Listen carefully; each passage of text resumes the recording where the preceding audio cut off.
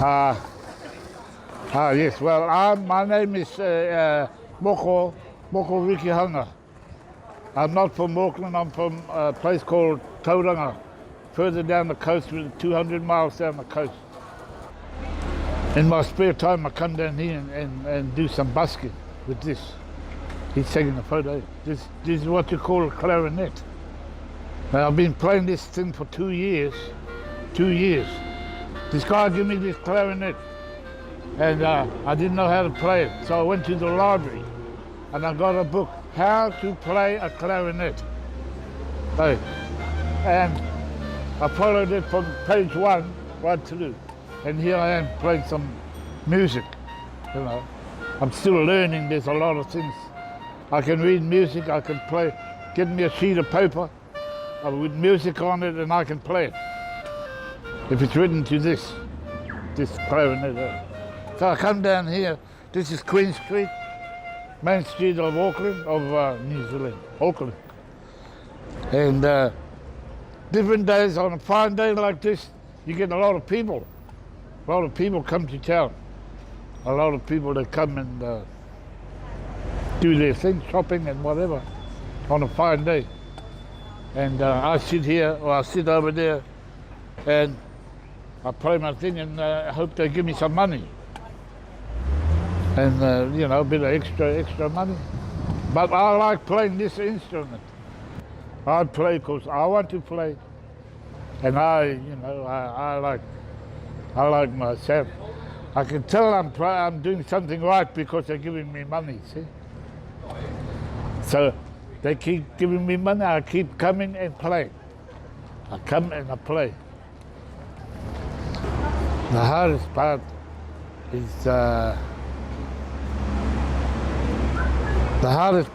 is not getting anything.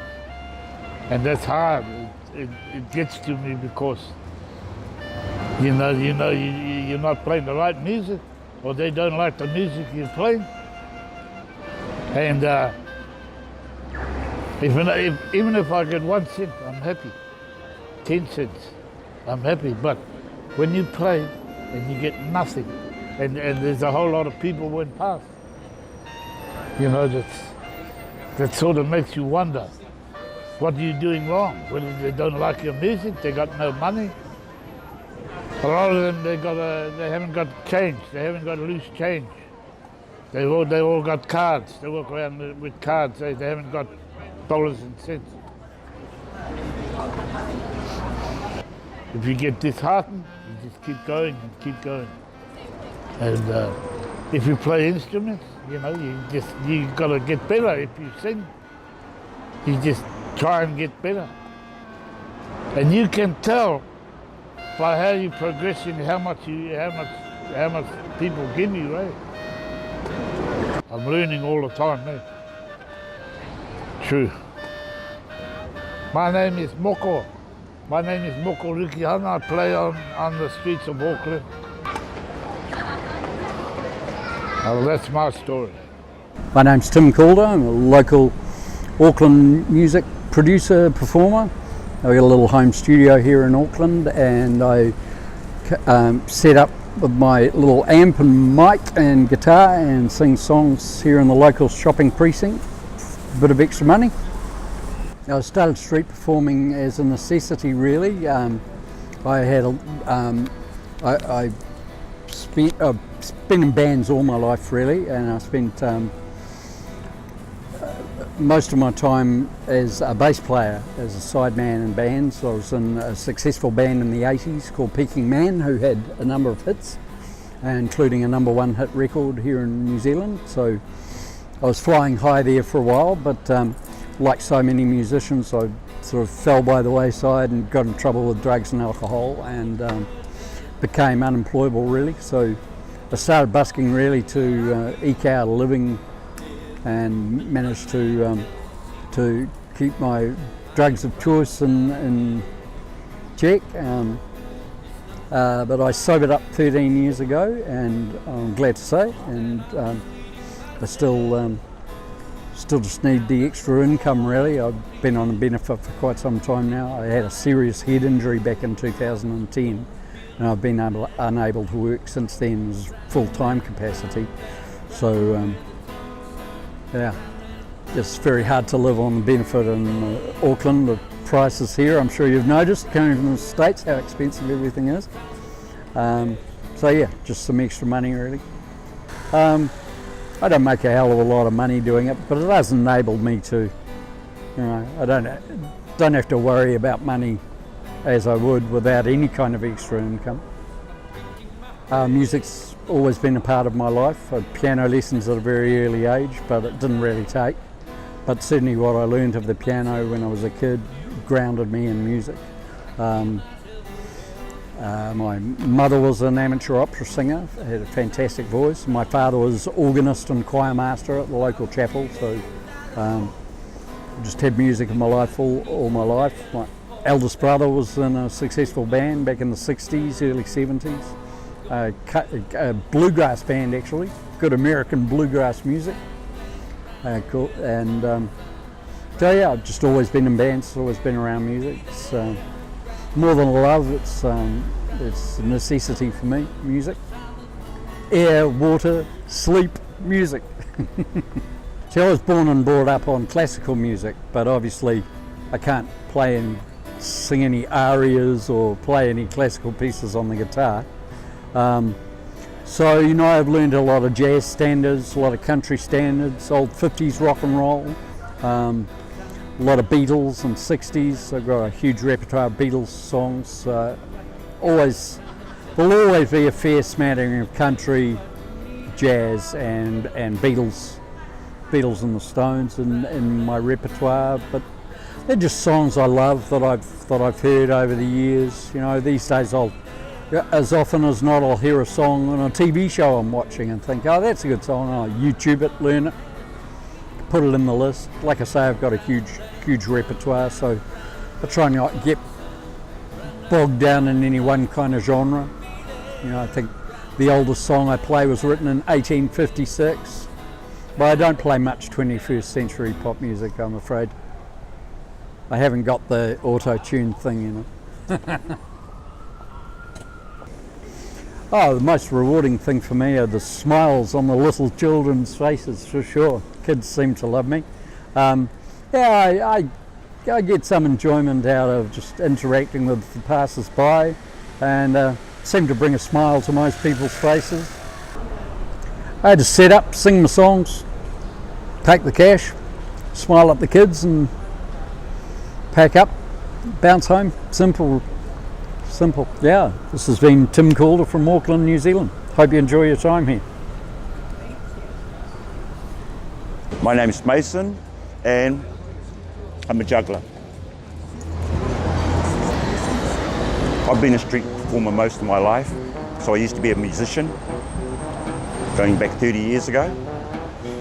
So I've been a street performer for a very, very long time now. Now I'm a juggler.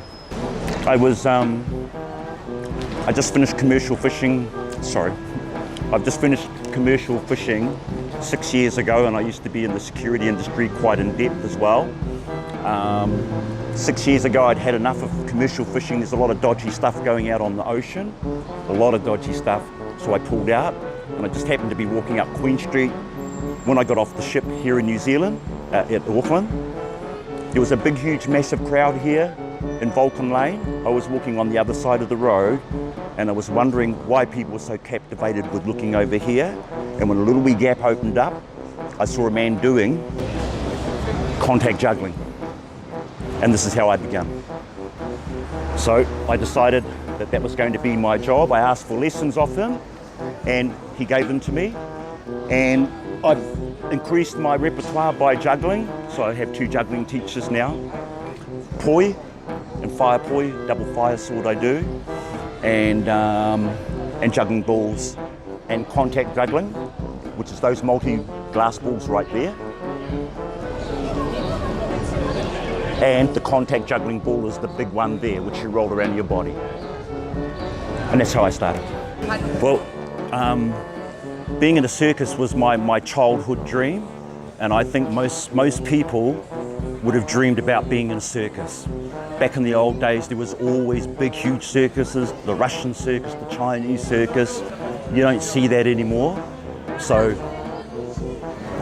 that's something that I had in me years and years and years ago, and 6 years ago, I finally got to do my dream. Or that memory that was stuck in my head from when I was as young as 4 years old. I can remember jugglers just when I was going, I don't think I said I wanted to be like that, but I think I did want to be like that. I didn't really know as a kid, but now I know. I should have been doing this at that age because I'd be incredible now.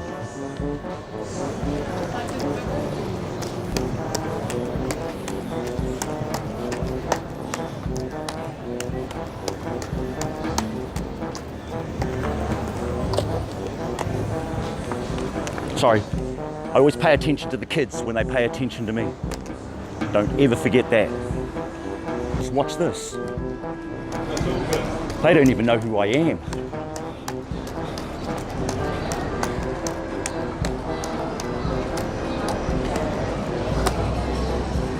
And I can put a smile on their, look at the smile on their faces. That's priceless. It is, I mean, it is a hard job. If you can't handle it, it'll grind you down. It can make you broke as well. Small bro. Thank you, brother. Thank you. Unless you're really going to put the effort in and go to circus school. If you're going to circus school, then you've got a chance to make it. It's intensive training. The one I went to was only 3 days long, 8-hour training sessions, and it's everything to do with juggling.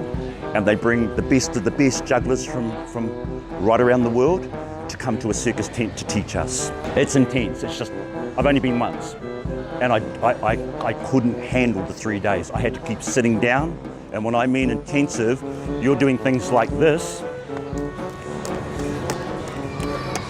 for as long as you can. And I think when I was watching these kids do it, it was 38 minutes long.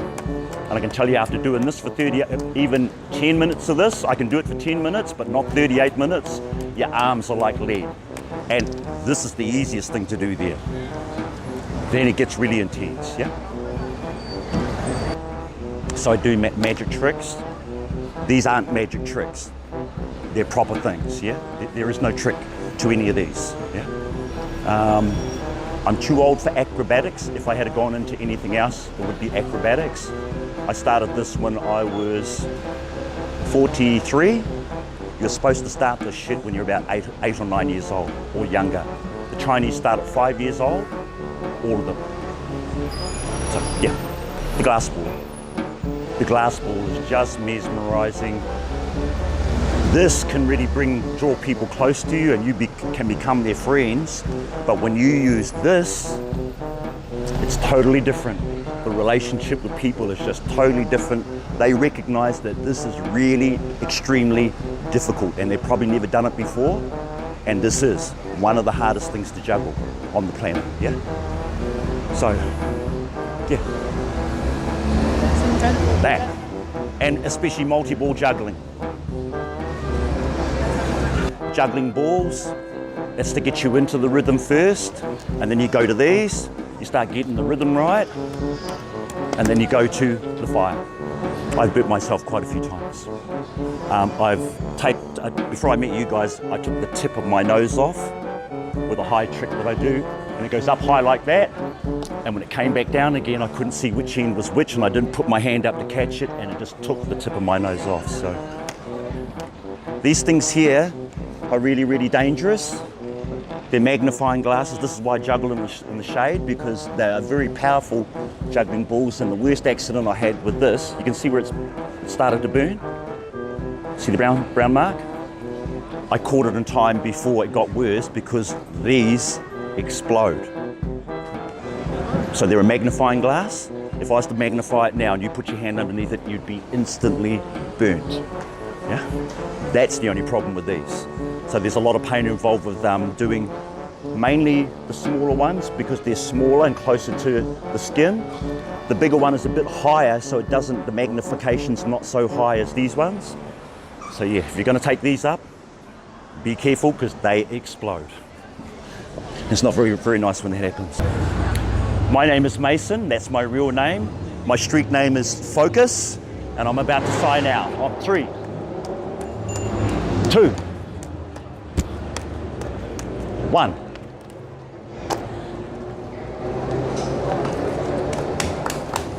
Okay, I got it right.